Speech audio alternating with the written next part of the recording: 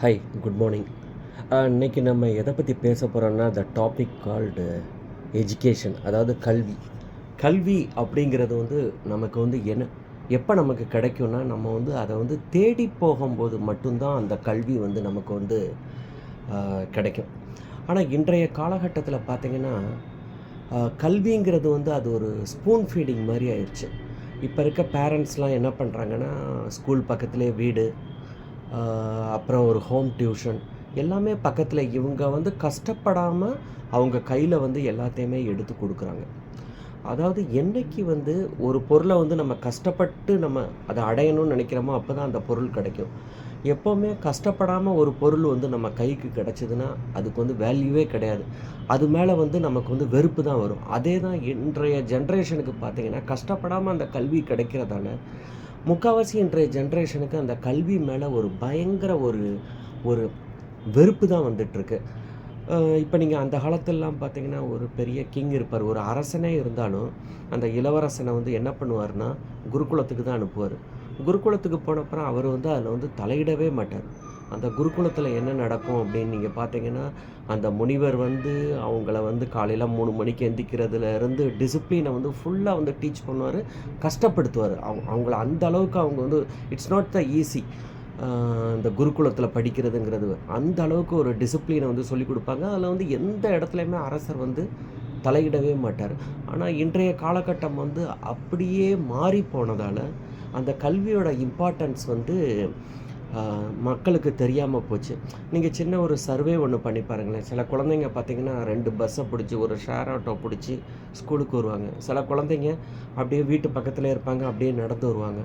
இந்த ஃப்யூச்சரில் பார்த்திங்கன்னா இந்த பிள்ளைங்களுக்கு கல்வியோட இம்பார்ட்டன்ஸ் தெரியும். அவங்க ஒரு பெரிய இதில் இருப்பாங்க. இந்த மாதிரி இந்த லக்ஸரியிலே ஒரு ஸ்பூன் ஃபீடிங்லேயே வளர்கிற குழந்தைங்கள்லாம் பார்த்திங்கன்னா, ஒரு +2 முடிப்பாங்க.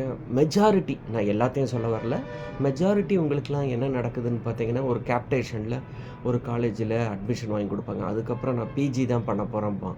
பிஜி எங்கே பண்ண போகிறேன்னா, ஃபாரின் யூனிவர்சிட்டியில் தான் பண்ண போகிறேன்பான். ஒரு 60-70 லட்ச ரூபா கொடுத்து ஃபாரின் யூனிவர்சிட்டிக்கு அனுப்பிச்சி விடுவாங்க.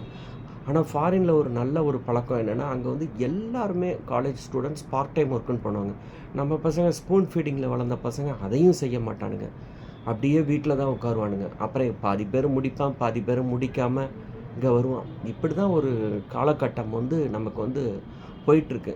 ஒரு காலத்தில் இந்தியா முன்னுக்கு வரக்கூடாது அப்படின்னு சொல்லிட்டு இந்த ஒரு ஆர்டிக்கலில் நான் படித்தேன். என்னென்னா, இந்தியாவோட மிகப்பெரிய வளம் அது என்னன்னு பார்த்தீங்கன்னா வாட்டர் ரிசோர்ஸ். அந்த வாட்டர் ரிசோர்ஸை நம்ம எடுத்தாகணும். அதுக்கு நம்ம என்ன பண்ணணும், இந்த கருவேல மரச்செடி இருக்கு இல்லையா, அது வாட்டரை நல்லா அப்சார்ப் பண்ணிக்கும். அதுக்காக ஃபாரினர்ஸே அந்த விதைகளை தூவுனாங்க. அதனால தான் நம்ம வாட்டர் ரிசோர்ஸே நமக்கு இல்லாமல் போச்சு. என்றைக்கு இந்த பாட்டில் ட்ரிங்க்ஸ்லாம் இன்றைக்கி, பாட்டில் வாட்டர்லாம் இன்றைக்கி வந்ததுன்னா அதுக்கு மெயின் காரணமே இது ஒரு காரணம். இது இந்தியாவை வளர்ச்சியை தடுக்கிறதுக்காக வெளிநாட்டுக்காரங்க பண்ண சதின்னு சொல்லுவாங்க.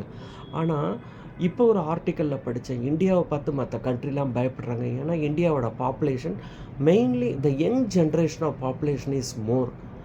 ஆனால் மற்ற கண்ட்ரிலாம் பார்த்திங்கன்னா ஓல்டு ஜென்ரேஷன் ஆஃப் பாப்புலேஷன் தான் மோர் அப்படிங்கிறாங்க. ஆனால் அந்தளவுக்கு ஒரி பண்ண வேண்டிய அவசியம் கிடையாது. அதனால் ஃபாரின் கண்ட்ரிஸ்லாம் நமக்கு வச்ச இந்த கருவேல மரம் மாதிரி இப்போ கொடுத்தது என்னென்னா, ஒரு மொபைல் ஆப்ஸு, வேரியஸ் ஆப்ஸ் இதெல்லாம் கொடுத்துட்டாங்க.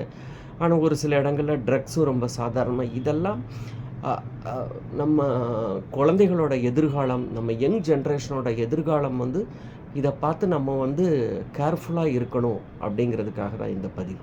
தேங்க்யூ.